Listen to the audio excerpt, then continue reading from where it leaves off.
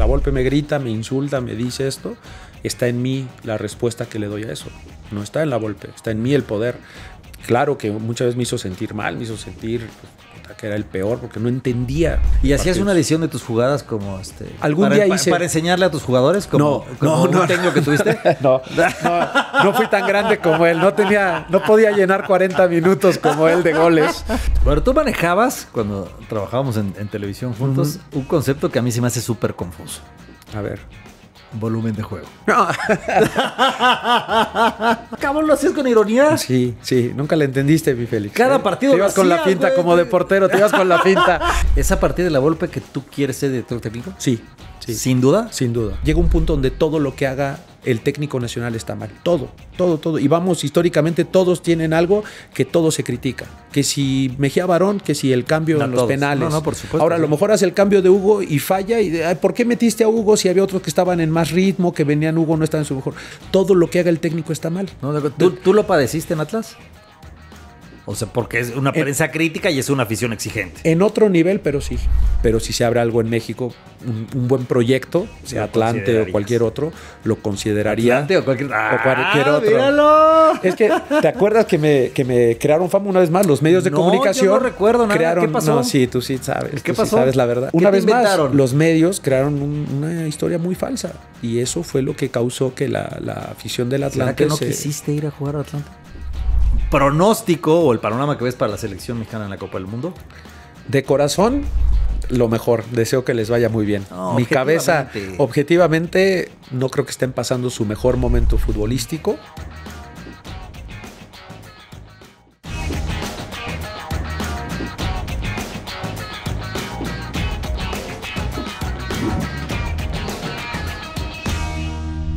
¿Qué tal, amigos? Bienvenidos a Reflexiones y Balones. Soy Félix Fernández. Qué bueno que nos acompañan en este nuevo capítulo y en esta ocasión con un invitado muy querido, pero muy complicado de traer aquí a nuestro estudio. Me refiero a Gonzalo Pineda, que tiene una historia grandísima en el fútbol, grandísima en cuanto a logros, grandísima también en cuanto a durabilidad y en cuanto a capacidad también, ¿no? Dentro de la cancha. Gonzo, ¿cómo estás? Bien, Félix, muchas gracias. Un gusto, primero que nada, saludarte. Ya tenía rato que no nos veíamos, sí.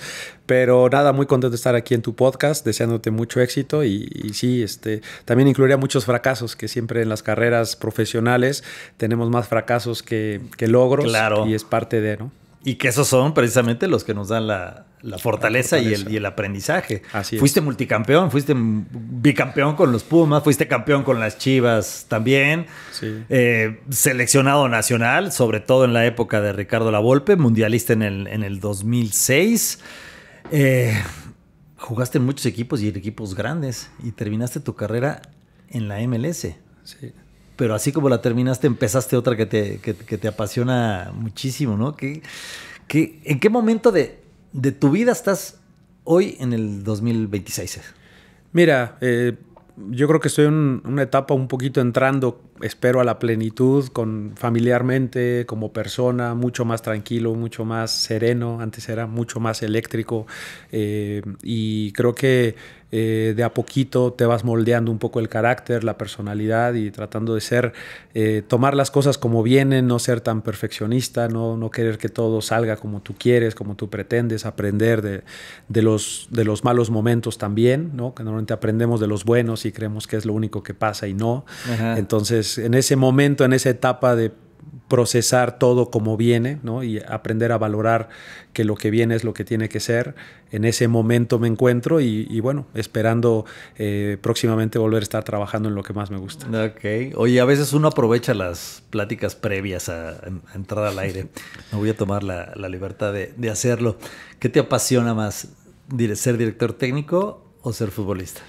Mira, justo hablábamos de eso y creo que, sí. Digo, por supuesto que ser futbolista es lo más grande, ¿no? Yo creo que sí, mi gran sueño ya lo cumplí, que es ser futbolista y ser futbolista de Pumas, que era mi gran sueño. Ser campeón con Pumas es lo más grande que me ha pasado en mi profesión. Pero justo hablando con mi mujer en estos días, le decía que es que de repente me es difícil saber si soy igualmente feliz de futbolista que de entrenador. Como que está muy cerca el disfrute que tengo en el día a día siendo entrenador, lo que me apasiona, lo que me divierto, lo que me gusta, lo que soy feliz en ese día a día, comparado con lo de futbolista, que era como 2 horas, vas a entrenar. En mis épocas pues no había tantas cosas extras antes y después. Entonces como que era ir a entrenar, a jugar con tus amigos y ya, la pasaba muy bien, pero ahora como que tengo más horas de disfrute en el día siendo entrenador y lo disfruto muchísimo. Me encanta. A ver, acabas de tocar 2 palabras claves que pueden ser muy diferentes y que pueden ser muy similares también: disfrutar y divertirse.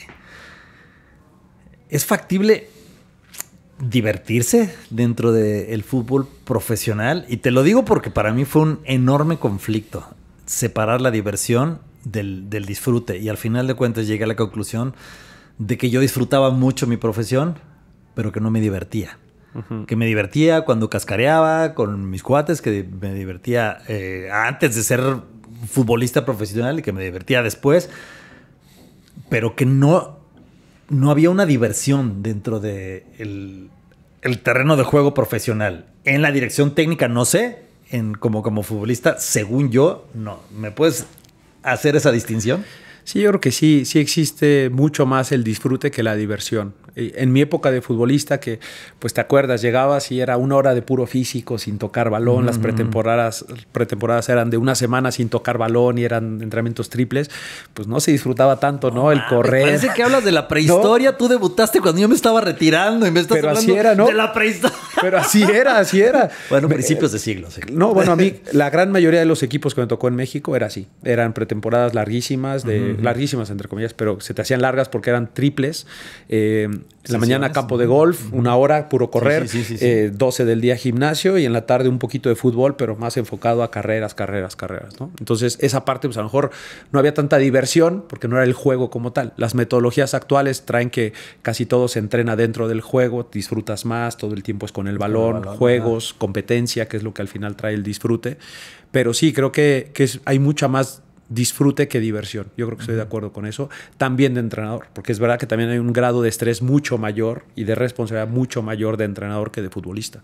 ¿Y existe la diversión como director técnico? Sí, por ejemplo, a mí, porque no hablemos de los entrenamientos, que pueden ser divertidos. Hablemos de la competencia. Lo que realmente implica la competencia, donde la diversión puede verse muy arriesgada. Sí, yo creo que en el momento de la competencia hay poca diversión, pero el disfrute es mucho. O sea, todo ver reflejado en un partido, todo lo que trabajaste en la semana, o lo que vienes trabajando aparte de tiempo atrás, ver comportamientos de tus jugadores que se entrenaron, que salieron, que lo que planeaste, lo que viste en el video del rival está saliendo, que las soluciones que planteamos en la semana están saliendo, se están formulando, y ver las que no, y cómo corregirlas en el medio tiempo, cómo corregirlas al momento, si con un cambio, si con una instrucción, si con un cambio de formación. O sea, todo lo que implica hoy en día el alto rendimiento en la parte de dirección técnica es un disfrute tremendo. Es un gran disfrute. Okay. Y en cuanto a la presión como futbolista, tú generas y cargas con tu propia presión, pero como director técnico generas y cargas la de todo tu plantel. ¿Estoy en lo correcto? Sí, la verdad es que yo creo que pocas veces sentí presión de futbolista.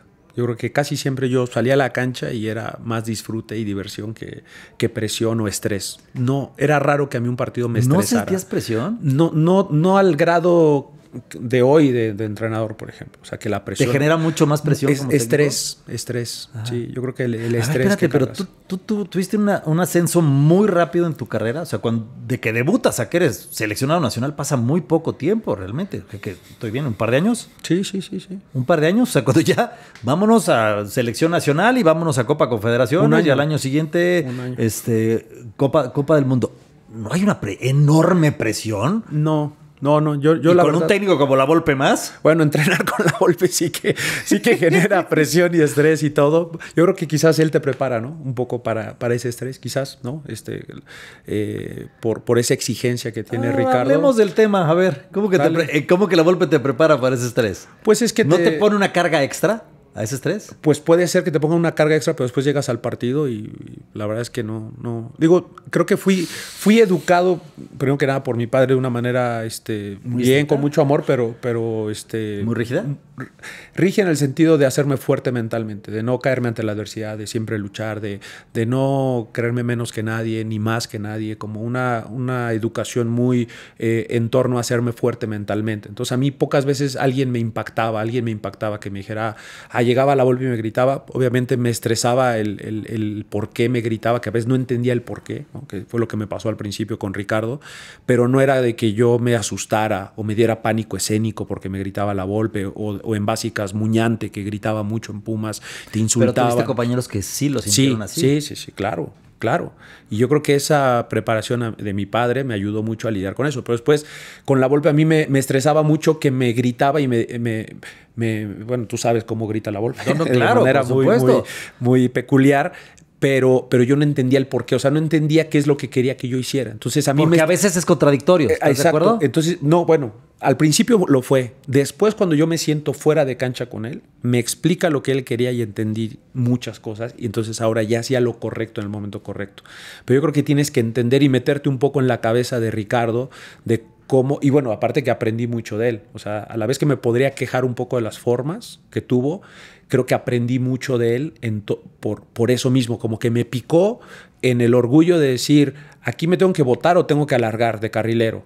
Y entonces yo no sabía, venía Salcido con el balón y yo no sabía si tenía que mostrármela a Salcido o alargar de extremo. Y entonces eso a mí me causaba un estrés tremendo. Pero la Volpe a tremenda. veces te regañaba por una o por otra. Por una o por otra, hasta que le pregunté. Fuera del terreno de juego, voy, me le acerco y a todo dar la Volpe, que es la parte que a veces, cuando escucho críticas a la Volpe, que muchas las comparto de las formas dentro de cancha, fuera la verdad es que es otro. Yo me he ido a cenar con la Volpe, he ido a tomar café, es un tipazo y me trata muy bien. El tiempo lo ha ablandado. También, pero en su momento, cuando yo la agarré fuera de campo, me trató espectacular, ¿eh? Se estaba con su cigarrito, la agarré y en la pizarra táctica que tiene, me explicó, mira, cuando viene Salcido, lo que importa es si el rival le salta a Salcido. Si el rival le salta a Salcido, te tienes que mostrar para hacer una salida. Si el rival se tira para atrás, tú tienes que alargar de extremo para dejar que Salcido venga con la pelota. Algo tan lógico, nadie me lo había explicado así. Y eso me empezó a crear en mi cabeza un montón de situaciones que dije, claro, entonces yo lo que tengo que hacer es quedarme a la espalda de cualquier rival que esté. O sea, si mi compañero trae la pelota, yo tengo que quedarme a la espalda, pero que sea salida. Si yo alargo cuando Salcido ya se le botaron, ya le salieron a presionar, no soy opción para Salcido, me estoy escondiendo. Y si yo me boto cuando el rival alargó, no estoy a su espalda y entonces no genero nada, no estoy superando la línea. Entonces eso me empezó a crear un montón de dudas y situaciones y patrones que yo empezaba a ver en mi cabeza, y cuando veía fútbol ya lo veía de otra manera, porque gracias a esos comentarios de la Volpe empecé a entender lo que hoy sé que es el tiempo y el espacio, que es la clave del fútbol, el tiempo y el espacio. Ajá. Pero si no hubiera sido por esas formas, a lo mejor no me hubiera picado a mí a irle a preguntar. Yo hubiera tratado de hacer lo que yo creía y tal. ¿Es a partir de la Volpe que tú quieres ser director técnico? Sí. ¿Sin duda? Sin duda. Sin duda. Después aprendí de muchos, incluso hoy en día. O sea, por ejemplo, cuando tú jugaste con Hugo y fuiste bicampeón y eso, ¿no te llamaba la atención? ¿Cómo veías a Hugo como director técnico? Primero que nada lo veía como un gran ídolo. Pero específicamente como director técnico, o sea, este tipo de cosas que tú me dices de la Volpe, que te la sabe explicar tan claramente en la cancha o en una pizarra, ¿Hugo lo hacía? No de esa manera, de otra manera. Porque también hay muchos que critican a Hugo de entrenador y creo que es falso totalmente. Hoy valoro incluso muchas cosas y rescato muchísimas más cosas de Hugo que en su momento. Yo era muy joven, yo era un chico que iba debutando con su ídolo de entrenador, que era mi ídolo. Si a mí Hugo me decía tírate del quinto piso, yo me tiraba. Hugo para mí era un grandísimo ídolo. ¿Y no aparecieron contradicciones cuando te dirigía? No. En el momento que me dirigió, la verdad es que el trato era impecable. La mentalidad que nos ponía, que es algo que hoy valoro mucho, la mentalidad, la confianza que nos daba. Y tácticamente, algo que se le ha criticado mucho, no es que Hugo no supiera de táctica, es que tenía una estrategia y una táctica diferente a la de Ricardo, mucho más conservadora, se pudiera decir, ¿no? No tan elaborada en la salida de juego, que es algo complicado. Era mucho más directo, pero sí que te lo explicaba y te decía los fundamentos y era muy específico en las cosas que quería que hiciera, ¿no? Entonces, a mí de lateral yo la tenía clara con Hugo lo que tenía que hacer en cada cosa, pero era muy simple, no era tan de acuerdo a lo que hiciera el rival. Yo tenía que hacer ciertas cosas con Hugo y la tenía muy clara. Entonces, para mí fue muy claro y eso también hoy lo valoro, esa claridad de pedirte pequeñas cosas muy simples y que el jugador cuando sale a la cancha la tenga clara. Es lo más importante para tener éxito. Después, la Volpe de otra manera nos puso una idea de juego mucho más complicada y creo que todos la agarramos y por eso nos fue bien. A ver, pero entonces tu éxito en la época de la Volpe como futbolista no habría sido posible si no hubieras pasado por la etapa de Hugo Sánchez. Y te lo digo también porque dentro de las contradicciones que estamos hablando, pues son dos personajes muy antagónicos. Sí, porque, bueno, al final yo creo que es obvio y público que tuvieron problemas entre ellos, no se llevan bien, no se caen bien. No, pero no solo en su forma de ser o que no se caigan bien, sino en su forma de ver el fútbol y de representarlo en la cancha. Sí, yo creo que Hugo también es muy ofensivo, ¿eh? O sea, yo creo que al final de otra manera, con otro estilo, con otras formas, otra táctica, pero Hugo es sumamente ofensivo. Fuimos segundo lugar en el primer torneo del bicampeonato, anotamos una grandísima cantidad de goles, Marioni fue campeón goleador. Con Hugo éramos muy ofensivos, que al final es lo que los dos quieren, nada más que a la Volpe le gusta más la salida clara, el protagonismo, el siempre tener la pelota, el crear espacios, y con Hugo es mucho más directo. Pero es como una diferencia entre Jürgen Klopp y Guardiola, ¿no? Jürgen Klopp es mucho más directo, pero al final anota un montón de goles. Sí. Hugo es muy ofensivo y la Volpe muy hiriente. No, cabeza, no. Eso lo dijiste tú, ¿eh? No, te lo digo porque la verdad es que cuando a mí me preguntaban, pero la Volpe como esto, me decía, es que es muy hiriente. Sí, no. Es que es muy hiriente, estoy de acuerdo. No mide el daño que le puede hacer a un jugador. De acuerdo, pero está en la forma de hablarle, de expresarle, de regañarlo. De acuerdo, pero está en uno cómo te lo tomas, ¿no? O sea, está en ti la respuesta exterior. O sea, la Volpe me grita, me insulta, me dice esto, está en mí la respuesta que le doy a eso. No está en la Volpe, está en mí el poder. Claro que muchas veces me hizo sentir mal, me hizo sentir que era el peor, porque no entendía. En el momento que lo entendí, ya cuando cometí un error ya decía, sí, tienes razón. No me boté cuando me tenía que Pero también botar. tienes el modelo del profe Mesa, ¿no? Mucho. O sea, fíjate que sí. la enorme variante que tienes ahí de tipos muy exitosos y del profe Mesa, ¿qué podemos decir? Mira, yo venía mucho de la parte táctica de la Volpe, como dices, gracias a él o de que lo tuve, me nació el gusanito de algún día ser entrenador. Entonces yo desde los 23, 24 años yo ya traía mucho el gusanito de algún día, entonces me fijaba mucho que entrenaban, pero sobre todo en la parte táctica. Entonces de repente yo llegaba con entrenadores en Chivas y les decía, ¿por qué vamos a hacer línea de 3 si estos tienen a un delantero? ¿Por qué no se vota uno? ¿Y por qué esto? Si después yo de contención tengo que meterme con el enganche, si tenemos a 3 centrales atrás, o sea, entonces yo me metía mucho en la parte táctica porque venía de la Volpe. Entonces yo entendía el juego. ¿Y le discutías al técnico? Sí. De repente yo les decía, a veces yo cometía ese error. Sí. Yo, como te digo, antes era muy eléctrico. Entonces cometía esos errores de querer. ¿Qué pasaba cuando enfrente del plantel tú lo...? Pues no les gustaba. No era de que enfrente del plantel, sino en un 11 contra 11, en plena esto, yo me acercaba y le decía, oye, algunos me escuchaban. Oye, no, es que yo no creo que tenga que hacer esto. ¿Por qué me metes con el contención, con el enganche? Si hay 3 centrales atrás, con un 9... ¿Para qué? ¿Y tú sentías que el técnico que no le gustaba en ese momento después pues claro que modificaba? No ¿Pero claro modificaba? No, decía, puta, ¿tiene razón me sacaba. Me sentaba de repente. No. Y eventualmente después, en otra práctica, en otro día, decía, ¿no veías que modificaba? Sí y no. O sea, de repente al final, otra cosa que tenía antes es que era muy necio. Entonces, de repente yo hacía lo que... yo no me metía con el enganche, ¿no? Y luego me salía. Entonces, de repente me salía y decía, Pato, no, a chicar, güey, vente, vámonos a presionar a las contenciones. Sí. Entonces, de repente yo hacía lo que... y me salía, sí. Entonces, bueno, eso me daba un poco de crédito y de tema, pero sí era muy de...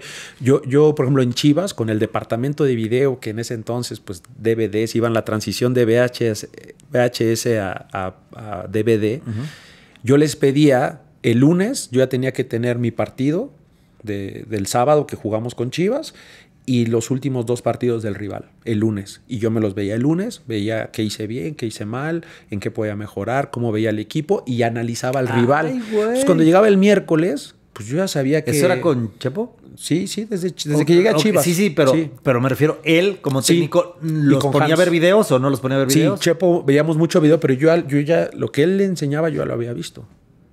Yo ya lo había visto. ¿Y tenían sesiones de videos? Sí.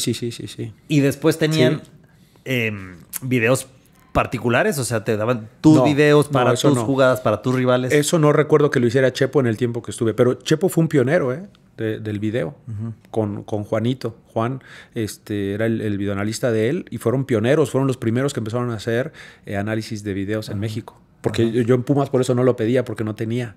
En Chivas yo vi que tenían departamento y dije, no, de aquí soy. Y entonces yo llegaba el miércoles. ¿Te daban tus videos? Claro. ¿VHS? Sí. Y ahí tenía la colección de DVDs de partidos míos. ¿Y los guardaste? Rivales. Sí, tengo muchos. Tienes Tengo muchos. Por ahí deben andar. Te lo digo por el valor que tienen hoy en día. Sí. Por ahí deben andar. Tú sabes, tú trabajas en televisión y sabes lo difícil que es sacar un partido de alguna videoteca. Sí. Es más, te diría que no los tienen. Sí. Hay muchos que no los tienen. Sí, por ahí los debo de tener porque en tantas mudanzas de repente vas perdiendo cosas y sobre todo cosas que piensas que ya no vas a usar nunca y a lo mejor tira algunos, pero de que tengo. Desde luego. Bueno, mi mamá aparte tiene una gran... Los que tienen cinta, eso sí se echan a perder. Mi mamá los ha transformado. Mi mamá los digitalizó muchos. Y aparte mi mamá grababa muchos partidos míos. Entonces ahí tengo una colección buena de ¿Y hacías una edición de tus jugadas como algún día hice... para enseñarle a tus jugadores como un técnico que tuviste? No fui tan grande como él. No podía llenar 40 minutos como él de goles. Que sí, que hablas de Hugo Sánchez. Fíjate que con Hugo todo el mundo cuenta esa anécdota, ¿no? De que cada X tiempo, a veces 2-3 meses, a veces pues cada era cierto, ¿no? Sí. Nos ponía sus goles, ¿no? Ahí les dejo un videito para que se entretengan en el camino. Pero ahí te va mi experiencia. Sí que la primera vez que lo vi, pues te digo, era mi ídolo. Entonces me encantaba verlo. La segunda vez, mira, otra vez, qué padre. La tercera ya como, otra vez. Pero siempre te pasaba que como que los primeros 4 o 5 goles decías, otra vez vamos a ver esto y tal. Pero como el sexto, qué golazo. De este ya no me acordaba. No, bueno. Y lo volvías a disfrutar como si fuera la primera vez. A mí eso me pasaba. Eran de tal calidad sus goles que decías, ¿cómo es posible? Y que sea mexicano y que lo que hoy en día fue Cristiano Ronaldo y Real Madrid, en su momento fue Hugo, el campeón goleador. Eso por claro, supuesto, entonces, ¿por qué no admirar eso? ¿Por qué no verlo? Si yo también he visto un montón de videos de Zidane, muchísimas veces he visto los mismos videos de Zidane, los mismos videos de Roberto Carlos cuando era lateral. Yo veía videos de Roberto Carlos, veía de Maldini, de Cafú. Entonces, ¿por qué no admirar al mexicano? Eso es otra cosa. Sí. No, es otra cosa. Aquí sí, yo entiendo, pero también... Lo que estamos hablando nada más es simplemente ponerle... Sí. Tus jugadas, o sea, tu penal a Lopanenka que le hiciste a Germán Lux, ¿se lo pones a tus jugadores? No. Ese vale la pena, ¿no? Ese vale la pena, pero no. No, porque... No es tanto mi estilo. No es tanto mi estilo. Hugo tiene un estilo muy particular y muy respetable. Pero a lo que iba era lo del profe Mesa, que por ahí se perdió tantito. Sí. Con el profe Mesa, yo venía mucho de lo táctico. Y él me regresó a ver el fútbol de otra manera que hoy estoy muy en combinación. A la simplicidad. Las bases, los fundamentos de juego. Entonces un día a mí el profe, yo cuando también parecido, le decía, profe, pero es que si aquí hacemos esta salida, ¿por qué este rival va a hacer esto? Y así, y decía, mira Gonzalo, dice, yo de táctica no sé nada. Muy humilde el profe porque sabe un montón, ¿no? Pero dice, yo de táctica no sé nada. Dice, pero de técnica sí, de combinaciones sí. Y yo sé que podemos tener la mejor combinación, pero si yo fallo mi pase y en vez de dárselo a él, se lo doy al rival, no progresamos la pelota. Así estemos en muy buena posición y tengamos la mejor estructura para salir. Entonces, lo más importante en el fútbol es el pase y la recepción. El pase y la recepción es el padre y la madre del fútbol. Y me quedó grabado. Dice, y entonces empezó a hablar de la calidad del pase. ¿Y qué es el pase? Bueno, es cómo nos comunicamos en el fútbol. Es el medio de comunicación, es el balón. Entonces, si yo no le doy un buen pase, no le estoy dando un buen mensaje al jugador que le estoy dando. Claro. Entonces, si le doy el balón a la pierna izquierda, pero lo van a apretar por su lado izquierdo, pues estoy invitando a que pierda la pelota. Si se lo doy muy fuerte, la va a controlar mal y se la van a quitar. Si se lo doy al centro, va a tardar más en controlar el balón. Claro. Entonces, si le van a apretar por la izquierda, se la tengo que dar a su pierna derecha y con eso el mensaje es gira hacia ese lado. Si se la doy muy fuerte, es para que me la dé de primera. Claro. Si se la doy despacio es que la puede controlar. Entonces el mensaje, el código interno del fútbol, y ya no hablemos cuando es el pase al espacio. Ahora hablemos de la recepción. Si mi recepción es hacia la izquierda, hacia la derecha, orientado, girado, la paro con la suela. Entonces cada recepción tiene su chiste, pero a veces asumimos que el futbolista sabe eso. Y asumimos que el futbolista cuando llega a primera división tiene esos fundamentos, los perfiles, la velocidad de aproximación, los fildeos. Y no es cierto. No todos lo tienen. Asumimos que porque nosotros entrenadores lo sabemos, y lo hemos visto en muchos, y vemos a la Elite, vemos al Manchester City que lo hace, asumes que cuando tú tienes jugadores los van a saber. Y no todos lo saben. Entonces tienes que dar una cierta parte de fundamentos y bases para crear un lenguaje común, y a partir de ahí sí la estrategia, la táctica y esto de la salida clara. Sí, claro. Pero es que si los jugadores no son capaces técnicamente y no tienen fundamentos ofensivos y defensivos, es imposible. Es imposible. Oye, ¿y con Mejía Barón tuviste...? No, siempre ha sido un sueño platicar con él. Es que viene muy a colación con lo que estás platicando, porque él tiene un concepto muy arraigado, no importa qué equipo estaba, no importa si estaba en selección o qué, su concepto era arroz y frijol. Arroz y frijol. O sea, el fútbol es arroz y frijol. Es la comida más sencilla, es lo más sencillo, es lo que precisamente estás hablando, en otras palabras, con lo del profe Mesa, ¿no? O sea, podemos salir jugando, salimos jugando. Okay. No se puede porque nos están apretando, tiro la pelota larga, pero gano el rebote. Sí. ¿No? Doy el pase con ventaja. Recibo pegado a la raya para tener más opción hacia el terreno de juego. O sea, ese tipo de cosas, ¿no? Él manejaba ese concepto, y había otro que probablemente recuerdes tú porque Ramón Ramírez, que en el Mundial 94 era uno de los máximos figuras, sí, pero él se ponía una tela adhesiva en la muñeca y decía ahí. A-H-I con acento. Ahí, eso decía, se lo escribía y se ponía eso. Porque Miguel Mejía Barón tenía ese concepto de ahí, significa pierdes la pelota, algo que el Vasco lo desarrolló después, es pierdes la pelota, es ahí reaccionas. Claro. En ese momento reaccionas. Porque si tú dejas que avance la jugada un par de segundos, si tú dudas, ya te superó y quién sabe dónde termine. Entonces es reaccionar inmediatamente después del error, o también cuando está progresando una jugada. ¿En qué momento es ahí? Ahí tengo que estar, ahí tengo que recibir, ahí tengo que tirar, etcétera. Conceptos. Ahí nomás para que los tomes en cuenta. Es que es muy para cierto. Ahora que regreses a dirigir. A mí me encanta eso que acabas de decir, porque yo pensaba que era de Manuel Lapuente, el ahí. Porque él decía mucho ahí. Y no lo tuve, pero amigos me contaban de que tenía el ahí. Y mira, ahora aprendí que viene de Mejía Barón. Pero es que hoy en día lo complicamos. Y parte también de esta ola moderna de entrenadores que son muy buenos, españoles, argentinos, tales, que le dan un montón de conceptos o le damos a veces, ¿no? Conceptos y palabras muy rebuscadas, algo que era tan simple como el ahí, ¿no? Que yo crecí con el ahí. Crecí con el ahí, y hoy le tenemos que decir presión tras pérdida, porque si no dices presión tras pérdida, estás obsoleto, ¿no? Pero algo que en México le decíamos el ahí, ¿no? Tan sencillo. O el saberte meter como contención, ¿no? Que decíamos, es que tienes que meterte a la línea como contención. Hoy le tenemos que decir equilibrar la línea de 4, porque si no estás desactualizado. Entonces, para mí la simpleza en el mensaje, a eso voy, ¿no? Es muy importante que la recordemos los entrenadores contemporáneos o modernos, ¿no? Se puede decir. Porque de repente con tanta información, hoy hay sobreinformación del fútbol, sobreanálisis. El 5% le tiene que dar al jugador. Lo específico, lo decía Luis Enrique hace unos meses, el año pasado lo decía, entre menos le doy mejor. Lo más específico, lo más de todo esto que vemos que los entrenadores hoy en día y los asistentes, analizamos miles de cosas del rival de nosotros, eso le llega el 5% al jugador. Porque quiero que hagas 2 cosas, pero muy bien. No 1000 a medias. Y hoy creo que hay una sobreinformación.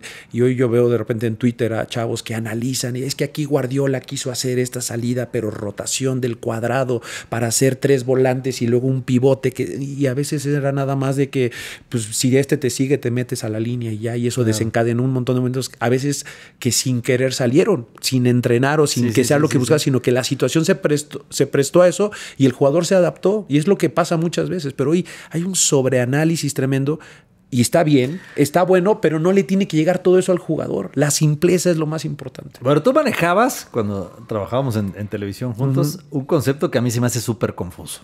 A ver. volumen de juego. No. Tú lo manejabas constantemente. Es que le falta volumen de juego. Es que le sobra volumen de juego. Es decir, ¿qué es específicamente volumen de juego? No, mira, es como cuando alguien, bueno, no igual, pero también me confunde mucho cuando dice, hay que ganar como sea. No se gana como sea, nadie gana como sea. Sí, no es cierto. No es cierto. Hay que jugar como una final. No, o sea, todos los demás partidos no los tomas tan en serio como cuando llegas a una final, ¿o qué? Es que nos quedan 5 finales. Ah, chinga. Y este partido, la jornada 1 no, es como una final, o no lo tienes que jugar al tope, o qué. Sí. Pero háblame del volumen de juego. No, mira, yo lo usaba más como una especie de crítica porque como un mofarme un poquito de esa frase que usaban muchos sin saber tanto qué era. Yo lo... Como se pero entiende tú lo coloquialmente mucho cuando eras analista. Un par de veces, no es cierto, pero lo hacía muy seguido. Y lo hacía más como una especie de crítica. Pero, ¿qué es lo que significa? Cabrón, ¿lo hacías con ironía? Sí, nunca le entendiste, mi Félix. Cada partido te ibas con la finta, güey. como de portero, te ibas con la finta, como en los penales. Pero Mira de lo que me vengo enterando. Sí, güey. te lo dije un día, ya te lo había dicho. Pero yo creo que el volumen de juego, como se entiende, es un equipo que tiene un dominio territorial sobre otro y lo está agobiando. Yo creo que a eso se refiere cuando te faltó volumen de juego, significa que no creaste suficientes jugadas, que no tuviste el suficiente dominio. Ajá. Pero se usa muy genérico. Y entonces, muy genérico, sí. muy, sumamente genérico. Pero se oye rebuscado y se oye rebuscado. Se oye interesante. Bueno, hoy hay más cosas rebuscadas que eso, para que te vayas enterando. No, ya en el medio de entrenadores está cañón. Supuesto. Yo escucho de repente y digo, bueno, pero es que todo esto, todas estas cosas, todas estas subprincipios que yo también tengo muchos, pero son para mí y para mi cuerpo técnico. Después al jugador le llegan 5%, porque sí, está muy bien el desmenuzar hasta la cosa más simple del juego, está perfecto, desmenuzar todo para entenderlo, la complejidad del juego, pero después la traducción al jugador tiene que ser simple, esa, como dicen en previsión táctica, ¿no? Que se dice la simplicidad compleja. Y de ahí uno tiene que tener complejidad compleja. O sea, tú tienes que entender todo lo complejo del juego, pero al jugador dale esa complejidad, simplifícasela. ¿No? Bueno, que no significa que sea fácil. El concepto de lo más difícil del fútbol es jugar fácil. Lo más fácil. Eso es de toda la vida, desde que se inventó el fútbol. Claro. Y sigue vigente, ¿estás de acuerdo? Sigue vigente, pero creo que dentro de un entendimiento del juego. Porque a veces también lo más fácil no es lo mejor. ¿Por qué? De repente a mí cuando me dicen, es que este jugador tiene, contención tiene el 100% de conexión de pases acertados. ¿no? Claro, si los da laterales cada 5 metros o hacia atrás, claro, pues no es difícil eso. Claro, y está haciendo lo más fácil. Se está sacando responsabilidad, está haciendo lo más... ¿Qué es más fácil? Bajo presión, intentar salir tocando o reventarla. Pues lo más fácil es reventarla. Pero si yo conservo la pelota, no voy a generar ningún tipo de espacio. Si yo circulo la pelota, voy a hacer que el rival se mueva, aunque sea poquito. Sí, pero... Y si la circulo un poco más, se va a mover un poco más. Claro, pero tienes que hacer lo que determina la jugada. Si lo que determina la jugada es jugar para atrás, pues jugarla para atrás. Pero si podías jugar para adelante y no lo hiciste porque quisiste hacerlo más fácil, lo que tenía menos riesgo, tienes que tomar ciertos riesgos en el fútbol. Si no, no progresas la pelota nunca. Porque si todos nos pasamos haciendo lo más fácil, lo que no tiene nada de riesgo, pues todo el tiempo estamos reventando el balón. Y entonces sí, algún día vas a meter un gol, vas a cachar los rebotes, vas a meter un centro, en medio de 2 centrales vas a rematar hacia adelante y vas a meter un gol al ángulo. Sí, pero no puedes pasarte todo el tiempo haciendo lo más fácil, lo que tiene menos riesgo, ¿no? Creo yo. No, total, entonces tienes que correr ciertos riesgos dentro del fútbol, pero dentro de eso, de ese entendimiento del juego, hazlo fácil. Hazla que no quieras poner el pase milimétrico en todas las jugadas. Tengo un pase sencillo aquí donde ya estoy rompiendo línea, dale, lo doy. Pero dentro de un entendimiento del tiempo y del espacio, sí que hacerlo más sencillo, lo más fácil. No te quieras... Decía el profe Mesa otra vez, decía, en espacios congestionados se combina, en espacios abiertos se conduce. Algo tan sencillo de entender que a veces no lo hacemos y queremos driblar cuando estamos en medio de 5 rivales. Ajá. Pues no te va a salir a menos que seas Messi, ¿no? O quieres tocar cuando tenías campo para avanzar. Pues mejor conduce, fija a un jugador y te va a salir, entonces sí toca, ¿no? Entonces, conceptos tan sencillos, a eso voy de que tomé mucho del profe Mesa, en esa simpleza de los conceptos complejos, te lo ponía en algo muy sencillo de entender. Claro. Eso a mí me ha ayudado mucho, ¿no? Oye, ¿y el fútbol se ha vuelto más complejo o es lo mismo con canchas más rápidas, balones que tienen mayor variación, tecnología, capacidad físico-atlética de los futbolistas. O sea, conforme va avanzando el tiempo, ¿el fútbol sigue siendo igual de complejo o igual de sencillo? ¿O realmente sí es como nos da la impresión? Incluso porque lo escuchamos en las diferentes transmisiones de lo que tú dices, cómo se complica a veces explicar algo tan sencillo como el parado táctico se ha vuelto tan importante para analizar un partido cuando pues realmente varía tanto que es muy relativo. Sí, yo creo que sí es más complejo por el tema de que cada vez hay menos tiempo y espacio. O sea, se reducen cada vez más los espacios y el tiempo para ejecutar primero que nada, un poco por el avance táctico, que hoy hay una gran cantidad de variantes. Antes, en otras épocas, la gran mayoría jugaban 4-4-2, en otra época la gran mayoría jugaban 4-3-3 y había una o dos variantes. Hoy en día te encuentras que en fase de presión vas 3-5-2, pero en bloque medio vas 4-4-2, pero te repliegas en 5-4-1 y en la salida de balón haces 3-2-4-1, pero ya cuando progresaste haces 3-3-3-1 y cuando llegas al área es 3-5-2. O sea, hoy hay tanta cantidad de variantes y de fases de juego y lo analizamos de esa manera que hay cada vez menos espacios para operar, sobre todo cuando tienes el balón, ¿no? Entonces lo ha hecho más complejo el juego como tal. No necesariamente más espectacular o más bonito o mejor jugado, no necesariamente, pero sí que el jugador tiene menos tiempo para operar y por eso es más complejo. ¿Pero te gusta más el fútbol de hoy que el de principio de siglo? En lo táctico yo creo que sí, pero en lo individual lo que a mí me emocionaba del juego, que era alguna genialidad, alguna pincelada tremenda, creo que antes había más a mi forma de ver. O sea, yo crecí admirando al pibe Valderrama. ¿Hoy no podría jugar el pibe Valderrama? Sí, no, es que... ¿Crees que sí? Esos fenómenos podrían jugar siempre. Pues ve a Sergi Busquets.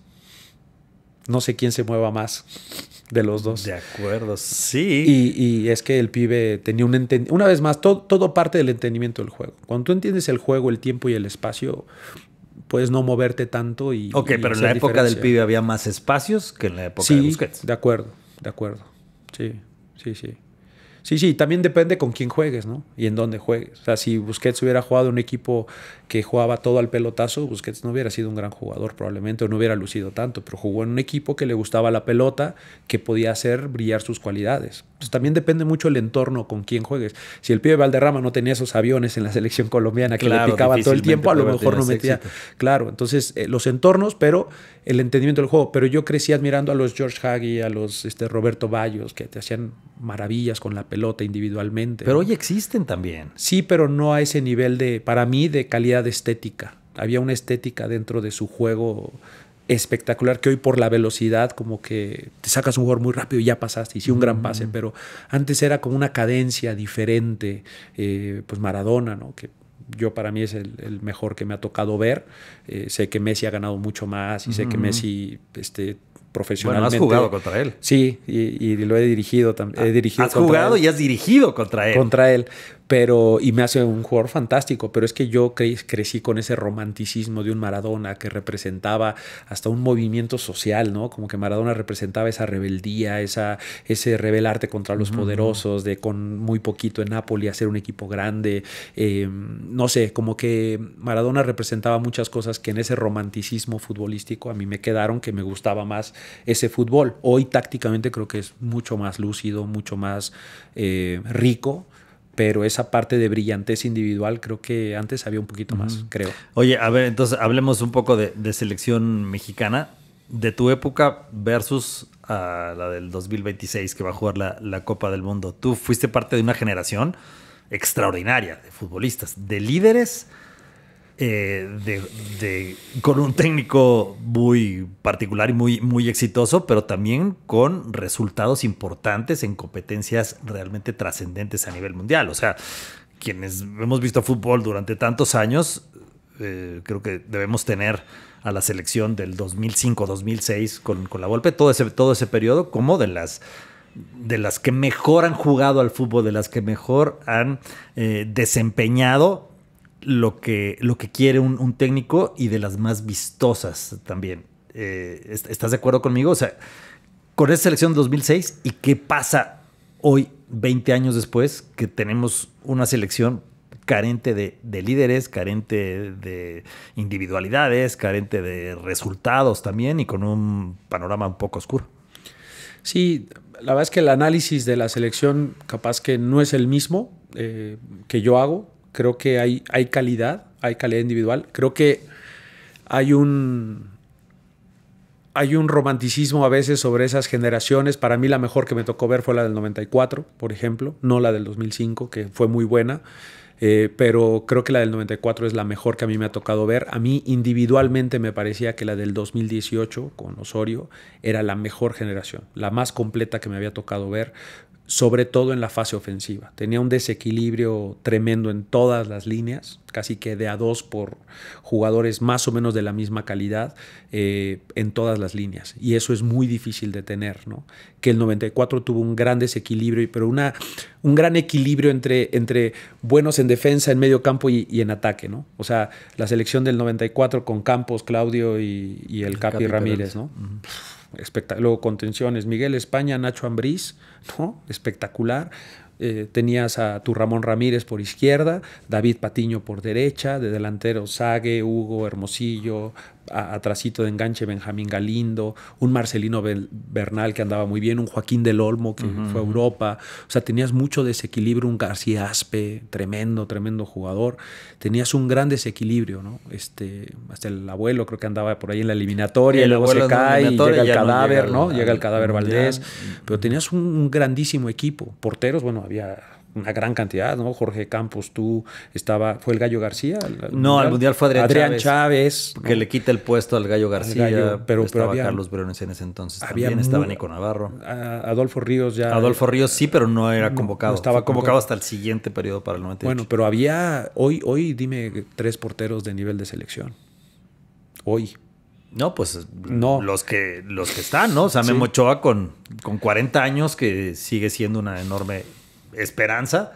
Malagón porque es portero del América, bueno, que también ha tenido sus logros y no está en su mejor momento. El Rangel, que es portero de Chivas. O sea, yo pienso que portero de Chivas y de América tienen que ser de selección. Pero estamos hablando de 5 que estaban en su mejor momento, digamos, en el 94, contra hoy, que creo que ya si debe de estar en selección o no, Memo Ochoa es otro tema, pero de que ya pasó su mejor etapa como jugador, ya pasó. Creo que Malagón no ha tenido el mejor año futbolístico. El que mejor anda hoy en día es para mí el Tala, pero no está comprobado como en su momento estuvieron otros. Entonces, yo veo muchas dudas ahí. O sea, la central después de Johan Vázquez ¿Pero qué ha pasado en este periodo de 20 años cuando se supone que pues hay más dinero en el fútbol mexicano, hay mejores inversionistas, hay más patrocinadores, hay mejores canchas, mejores estadios, no sé, no te diré más competencias, pero pues la selección mexicana tiene al alcance lo que quiere. Mira, primero que nada hay generaciones, ¿no? Hay generaciones mejores que otras y eso es muy lógico, ¿no? Pero las generaciones se crean, no son espontáneas.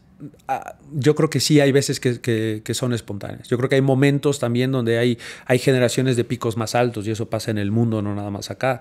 O sea, la generación del 94, la del 98 fue también muy buena, pero no sé si en Corea y Japón había la mejor generación, no sé. O sea, hay generaciones, en Pumas la generación dorada, esa del 90-91, pues probablemente ninguna otra se pueda comparar a esa, que fue de una grandísima calidad. ¿Por qué si Pumas siempre trabajó bien en fuerzas básicas, por qué no siempre sacó jugadores de ese calibre? Dejó de trabajar así. Pero no inmediatamente. No es de que haya tenido un flechazo. Hubo otros equipos que hicieron cosas diferentes y fueron a buscar a los pueblos más recónditos jugadores de 10 años y los invitaron a que vivieran en Pachuca, que se educaran en Pachuca, que fueran futbolistas en Pachuca. De acuerdo, pero eso no pasó, fue hace 20 años, ¿no? Que empezó ese cambio. Pero Pumas antes de eso, en toda la historia en que Pumas tuvo 20 años de una buena generación de futbolistas, tuvo una generación que sobresalió sobre todas, que fue la del 90-91 y que desencadenó en el 94 con muchos seleccionados Pumas y que muchos de ellos se fueron a Europa y que me faltó Luis García entre ese poderío ofensivo. Entonces, hay generaciones mejores que otras y eso pasa de manera natural, yo creo. Entonces, pues comparar hoy en día la generación actual, híjole, pues hay veces que la generación no viene tan bien y pasa, ¿no? La sub-17 que gana el primer campeón del mundo, 2005. fue muy buena, pero no se compara con la segunda. Pero que se iba a fusionar con tu generación del 2006 para que en el 2010... Es que era muy pronto, ¿no? Para ¿No que crees? Que 2006, si quieres. O sea, 2006 fue un año después de ese logro, tenían 17 años muchos. Vela tenía 17 años, no sé si esa pero ellos iban a madurar en los siguientes 4 o 5 años. Para el 2010. O para el 2014, que México califica no de milagro, que se va al repechaje y califica con muchísimos problemas y tiene que entrar el Piojo Herrera al rescate, con un buen desempeño en la Copa del Mundo. Pero con todas estas condiciones que me estás diciendo, con los campeones, porque además entra ahí el 2011 del Potro Gutiérrez, que son campeones del mundo también, y que no logran consolidarse tanto, pero dices, bueno, se está haciendo bien las cosas en el fútbol mexicano, ¿qué pasa? Bueno, ya es cosa de tiempo, van a madurar. Después de 2006, muchos jugadores se van a Europa, como nunca antes. Se van, y entonces, faltaba que el futbolista mexicano se fuera a Europa. Bueno, ahí están, porque en el 94 había uno. Bueno, dos, si quieres, Hugo, porque... Pero del Olmo se fue... No, pero durante para llegar al Mundial era Luis García y Hugo, que estaba entre que regresaba e iba. Nada más, pero después del 2006 empieza... Entonces, esto va para algo grande en un lapso de 10 años y resultó que no. Tiene que ver que cambia también las reglas y las decisiones dentro del fútbol mexicano. Sí, no, totalmente. Totalmente, pero también creo que pocas veces ha habido procesos serios en selección nacional. Muy pocas veces. Y eso te lo dice cuántos entrenadores han ¿Cuáles terminado. Han sido serios y cuáles no? Pues los que han durado lo que tienen que durar. O sea, la Volpe que se avienta todo el periodo. Osorio. Osorio que se avienta todo el periodo. Sí, pero aparte de eso es poco. ¿El Tata Martino? Sí, pero eso es poco tiempo. O sea, eso creemos que son procesos muy largos. A ver, entonces, y en el mundo aquello no que es decía así. Hugo Sánchez cuando toma la selección mexicana en el 2007, más o menos, que él propone que lo respeten durante 2 periodos y entonces él promete, no sé si llegar a la final o ser campeón del mundo o algo así, pero él dice, denme 8 o 10 años. Sí. ¿En eso crees tú? Sí, en eso acompañado de un buen proyecto, inteligente, que tenga una planificación, porque todo proceso tiene que ir llevando una cierta planificación con logros, ¿no? Que a la vez también tenemos que permitir el fracaso, los pequeños fracasos dentro de esos procesos. Lo que pasa es que en México no nos permitimos que una selección que se está formando, que está creando, que tú como entrenador tienes 2 días para trabajar con una selección en una convocatoria. O sea, Raúl Jiménez jugó en el Fulham el sábado o el domingo, viajó toda la noche, ¿sí? Llega acá al CAR el lunes, juega el miércoles. Llegó a recuperación y en Estados Unidos llegas con cambio de horario, no puedes dormir, tienes que tomar pastillas para poder dormir, cansado del juego, del viaje, la altura, si juegas en Ciudad de México, la altura que a él le pesa porque viene de Londres. Entonces, el lunes es recuperación, casi que masaje y tina. Martes, un poquito en cancha, no puedes forzar, y miércoles juega. ¿Qué trabajó el entrenador ahí? Y luego juegas el sábado y después regresan a sus equipos. ¿Qué trabajó el entrenador ahí tácticamente, técnicamente? No. Bueno, últimamente ya en las fechas FIFA se ha dado más espacio, un poquito más, pero ¿cuántas de esas toda la semana tienes? Empiezan a jugar el fin de semana y a mediados de las siguientes semanas, cuando juegan un segundo partido, tienen por lo menos toda una semana. Toda una semana entre comillas, porque pon tú que juegas el viernes, ¿no? Entonces tienes 2 días de recuperación, jugaste sábado, domingo, lunes, martes, recuperación. Entrenaste miércoles, jueves, ya viernes tienes que bajar un poquito la carga y el sábado jugaste y luego ya no tienes tiempo de trabajo. Tampoco es mucha ventaja. Tampoco es tanto. Es que creemos que con 3 días un entrenador va a hacer magia y va... No es así. Entonces necesitas proceso, necesitas tiempo de trabajo, de probar. A veces es prueba y error. A veces hay jugadores que vienen muy bien en sus equipos, llegan a selección y a veces en ciertos escenarios ver quién se achica, quién en ciertos escenarios, quién contra los altos, quién contra los bajos, quién contra los rápidos, qué defensa me va a marcar a un Zlatan, qué defensa me va a marcar a un Haaland en un mundial, ¿no? Pues no sé si Johan tenga la talla para competirle a un Haaland en un mundial, por ejemplo, ¿no? Pero a lo mejor Montes sí, y quieres probar, pero Montes a lo mejor no te sale con la pelota como te sale Johan. Bueno, que era una de las teorías de Osorio, precisamente, llevar jugadores de talla alta. Claro, y lo que él dice, muy lógico, de que los laterales se van a cubrir al segundo poste, es vital. Hoy ves cuánta cantidad de goles vienen de esos centros invertidos, como se le llaman, que recortan hacia adentro y centran a segundo poste, y los laterales no saben defender ese tipo de centros. Es difícil, pero se puede trabajar. ¿Qué tiempo de trabajo tiene el entrenador para probar a diferentes jugadores que sepan hacer eso? ¿No? Probarlos, porque a veces lo que lo que muestran en su equipo es una cosa y después en selección es otra. Entonces, tienes que permitir al entrenador cierto manejo dentro de esos procesos. Entonces, pero en México no nos permitimos. Entonces, llega el Tata Martino, al principio era todo miel sobre hojuelas, todo. Tuvo 2 o 3 resultados malos, porque aparte de esos resultados contra Estados Unidos, si recordamos, todo empezó en 3 partidos que pierdes contra Estados Unidos. De esos 3, en 2 México dominó tremendamente Estados Unidos, que ganó, la verdad, por mucha suerte Estados Unidos. El tercero sí es el que domina Estados Unidos. Pero en los primeros 2... Copa Oro, ¿no? ¿Quién era? Era Nations League y Copa Oro. Creo que sí. Si no recuerdo bien el nacional, pero eran 3 seguidos. Final, sí. Y no permitimos que perdiéramos 2 veces. Y a partir de ahí, serie de críticas, ola de críticas al Tata. Y resulta, llega un punto donde... Pero él también dejó de hacer, ¿eh? Bueno, es que todo lo que haga el técnico nacional... Pero él dejó de hacer. Todo lo que haga el técnico nacional... O sea, no todo lo dejó de hacer en cancha. Cambió el mensaje, el trato, el comportamiento, la actitud... Y eso, mira, se lo permitieron y terminó por sepultarlo. Yo no creo tanto eso que dices, no lo creo tanto. Yo creo que sí cambió mucho. Muchas versiones de dentro de la selección.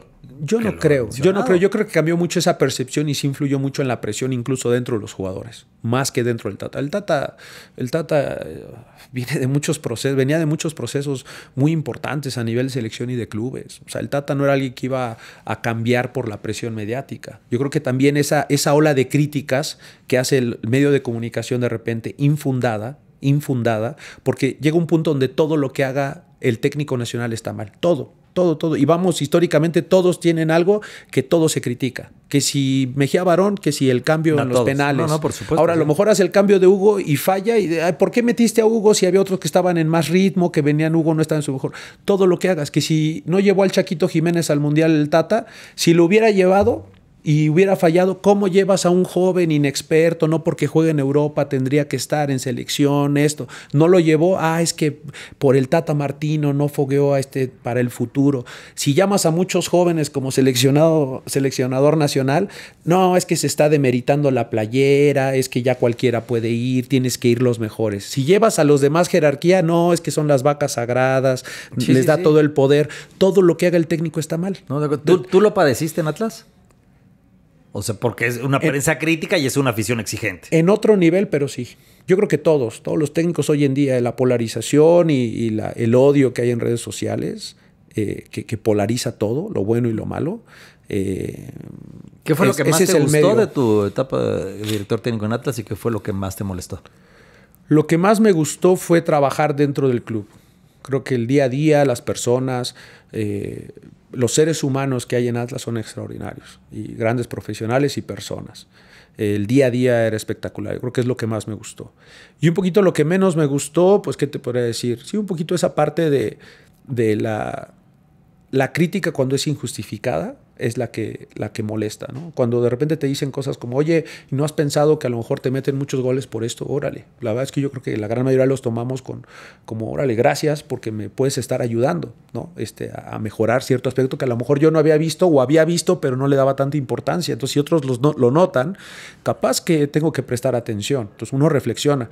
Pero cuando te critican por cosas burdas, por cosas que ni siquiera son ciertas, por mentiras, cuando la prensa crea mentiras y dice cosas que no son ciertas, eso molesta mucho. Okay.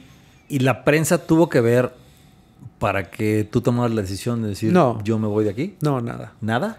No. ¿La afición? No, tampoco. No. Fue un tema más de mi sentimiento hacia la directiva que otra cosa. Fue más eso. Mi honor fue el... ¿Quieres volver a dirigir en Liga Mexicana? Sí, en su momento, si se llega a dar, sí, por supuesto. Porque yo me acuerdo que antes de que dirigieras y cuando estabas muy metido con MLS, tú lo tenías prácticamente descartado. Sí, pero más por un tema familiar. Porque incluso hubo acercamientos de Pumas, ¿no? En algún momento. De varios equipos. Hubo acercamientos de varios equipos. ¿Y por qué fue que decidiste al final de cuentas sí venir a México? Mira, el hecho de prácticamente descartar en un momento el dirigir a México fue por el tema familiar, ¿no? Mis hijos están muy arraigados desde toda la primaria, secundaria, prepa, han ido a Estados Unidos. Entonces hoy quitarles eso se me haría muy complicado. Pero tú sabes lo que implica ser director técnico. Sí, pero en MLS los procesos son mucho más largos. Constantes. Sí, pero en MLS menos. En MLS duré 3 años en Atlanta. cosa que no sé cuántos técnicos en México han durado 3 años en el equipo. No, pues no sé cuántos hoy. ¿No? Bueno, entonces... Creo que Almada y ya. Entonces, si yo estuve 4 años y medio de auxiliar en Seattle, 4 años y medio. El técnico lleva desde 2016. Que por cierto no tocamos dentro de la influencia de técnicos a Brian Schmetzer. Sí, que es el que más me ha influido como técnico. O sea, como técnico... Claro, dentro de toda esta baraja que se armaste de técnicos y la influencia, creo que Brian Schmetzer es alguien importantísimo. Muy. O sea, los otros 3 que menciono, que los quiero mucho y aprendí mucho de ellos de fútbol, en la especificidad de ser director técnico, al que más le aprendí fue a Brian Schmetzer. ¿Por qué? Porque es otro rollo. Una cosa es tu percepción como jugador del juego y tener a un entrenador. Allá estar dentro de un cuerpo técnico con un entrenador top como es Brian, porque es el más ganador en los últimos 10 años en la MLS. Nadie ha ganado como Brian en MLS en los últimos 10 años. Incluso en la historia creo que debe de estar por ahí. Es un técnico de un grandísimo nivel que yo hoy en día no entiendo cómo no le han dado a la selección nacional. Yo no entiendo. En México ya le habían dado desde hace mucho tiempo la selección. ¿Lo comparas con alguno de los otros técnicos mexicanos que mencionaste o lo pones por encima? Sí. O sea, mencionábamos al profe no, Mesa, es que a Hugo, es que él está al nivel de un Bucetich, de un profe Mesa, en cuestión de logros. Tiene... No, pero en cuestión de capacidad. De capacidad y de logros. Juego, de interpretarlo, de hacer las modificaciones a tiempo, todo eso. Mira, Brian tiene una gran característica que es que él, no que no le importe, no le gusta tener buenos jugadores y muy inteligentes, pero él, no importa qué plantel le des, tiene logros. Le saca jugo. No importa. Se fue Lodeiro, se fue Raúl Ruiz Díaz, ganaron la Leagues Cup. Se fue Dempsey o Bafemi Martins en su momento, ganó la MLS 2 veces, llegó a 4 finales, ganó la CONCACAF Champions League por primera vez en la historia de Estados Unidos, del nuevo formato. Sí. Llegó a otra final de Leagues Cup contra León que pierden en Las Vegas. Entonces, ¿cuántos entrenadores hay? En los 10 años, una vez no calificó a playoffs. Todas las demás calificó en los primeros 4. Oye, ¿y cuando lo has enfrentado? Le he ganado 2 veces, las 2 veces. ¿Y cuál fue la clave? Pues que tenía buen equipo. En ese momento, en Atlanta, tuve muchas fases en Atlanta, con mejor plantel, peor plantel, con muchas lesiones en un año muy prolongado, muchos cruzados y Aquiles tuve. Pero en ese momento que competimos contra Seattle, en los 2 tenía muy buen equipo. Estaba en muy buen momento el equipo. Uno lo ganamos en casa de último minuto con un gol de Andrew Goodman de fuera del área, un golazo. Pero creo que en el partido fuimos mejores en el primer tiempo nosotros y el segundo ellos. Nos hacen un cambio táctico que nos complica, pero cerramos mejor y metimos ese gol. En el segundo creo que fuimos muy superiores, que fue en Seattle, ganamos 2-0. Y creo que ahahí incluso pudo haber sido de más. Anda. Pero yo creo que muchas veces ese momento de tu plantel dicta mucho, ¿no? Incluso para las liguillas. Llegamos en un muy buen momento a la primera parte del primer torneo que estuve, pero en liguilla como que el último partido no fue tan bueno y nos costó el partido contra New York City y perdemos, ¿no? Que eventualmente fue el campeón, el New York City. Después, el segundo torneo que calificamos, andábamos muy bien, muy bien, pero nos enfrentamos a Columbus, que andaba volando, y simplemente nos dejó fuera un equipo que era mejor que nosotros en ese momento, ¿no? Ya. Poquito. Oye, ¿y tu objetivo o tu meta a corto plazo es volver a dirigir en MLS? Sí, en Estados Unidos. ¿Sin duda? ¿Has tenido ofertas después de Atlas para México? Sí, una. ¿Y no las has querido tomar? No, porque estoy esperando un poquito los tiempos por el tema familiar, más que otra cosa. Digo, la verdad... Pues mira, el Atlante que tanto te quiere, la gente del Atlante que tanto te recuerda, pues vamos a regresar a Primera División, hombre. Sí, pues diles a tus amigos. No, mira, ¿qué me seduce a mí? Los proyectos. A mí lo que quiero que me seduzca es un proyecto. Entonces a mí en el momento con Atlas me sedujo mucho el proyecto de Orlegui, que son extraordinarios, que Grupo Orlegui, la verdad es que es un gran grupo, que tiene valores muy arraigados, que aparte creo que tiene una gran estructura. Me sedujo mucho eso, el proyecto de Atlas. Me vine solo, no me pude traer a mi familia y fue otro factor ahí que personalmente, no que haya sido factor determinante en mi decisión, para nada tuvo que ver eso, pero sí que me sentí un poco incompleto sin tener a mi familia. Pero la idea es que mi familia se quede allá por el tema de la escuela. Mi hijo le faltan 6 meses para acabar la prepa, entrar a la universidad. Entonces, a nivel familiar me gustaría mucho más seguir allá, pero si se abre algo en México, un buen proyecto, sea Atlante o cualquier otro, lo consideraría. ¿Atlante o cualquier otro? ¡Míralo! Es que, ¿te acuerdas que me crearon fama una vez más? Los medios de comunicación. Yo no recuerdo nada. ¿Qué pasó? No, sí, tú sí sabes. ¿Qué pasó? Sí sabes la verdad. ¿Por qué? ¿No te quieren en Atlante? No me querían. Ya me van a querer. Ya me van a querer cuando sea su entrenador. ¿Qué pasó? A ver, cuéntanos. No, pues una vez más, los medios crearon una historia muy falsa. Y eso fue lo que causó que la afición del Atlante... ¿Será que no quisiste ir a jugar a Atlante? A ver. ¿Tú te irías a otra empresa sin que te digan cuántos años y cuánto vas a ganar? Teniendo contrato firmado por buena cantidad de dinero. Con la empresa que estoy ahorita. Ajá. Te irías a otra empresa si no te dicen, oye, tú fírmame y después te digo cuánto te voy a pagar. Y con un presidente como José Antonio García. Tú dime. No, ¿Tú te irías? Pusiste el nombre al presidente ya, ¿no? Tú dime, ¿te irías? ¿Te irías así? Bueno, yo no me iría a una empresa que no me dice ni por cuánto tiempo ni por cuánto va a ganar. Okay, bueno. Lo demás no te lo voy a responder. Ok. Ándele, pues. Bueno, el silencio dijo mucho.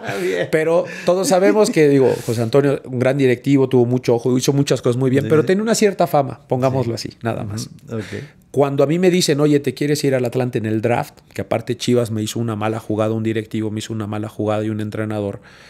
Me dicen, de última hora en el segundo draft, en el de primera, me dicen, oye, yo teniendo contrato firmado con Chivas por 3 años más, estando en un gran equipo, estando en selección, a mí me hablaron al CAR, estando en selección, siendo selección nacional, titular en Chivas, con contrato firmado, me dicen, oye, pues de últimas, ¿te quieres ir a Atlante? Y les dije, yo molesto con Chivas, les dije, ok, ¿qué me ofrecen? Me ofrecen un buen contrato. La verdad no me desagradaba el Atlante como tal. Es un plantel histórico del fútbol mexicano, con sus altas y sus bajas, pero es un plantel que es histórico. Ha tenido muy buenas etapas el Atlante. ¿Te perdiste de otro título? Yo me perdí de otro título, claro. Te perdiste de vivir en el paraíso, como decía Antonio García. De acuerdo. Te traje a vivir al paraíso y todavía me quieres cobrar. Sí. Le faltó poco para decirme eso. Entonces, cuando yo les digo, oye, bueno, ¿qué ofrecen? Me dicen, no, tú firma que sí y después nos arreglamos. No, pues no. Les dije que no. Evidentemente no. Les dije que no.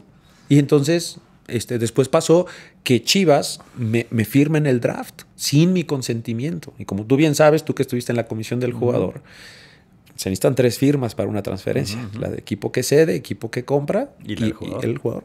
Yo no les firmé. No. ¿Por qué? Porque lo hicieron sin mi consentimiento. No, tienes toda la razón. Entonces, pero la narrativa que se dio en medios de comunicación fue Pineda despreció al Atlante porque son malos, porque no sé qué, porque no quiere, porque les dijo que era un equipo chafa. Yo nunca dije nada en contra. Equipo rascuache, le dijiste.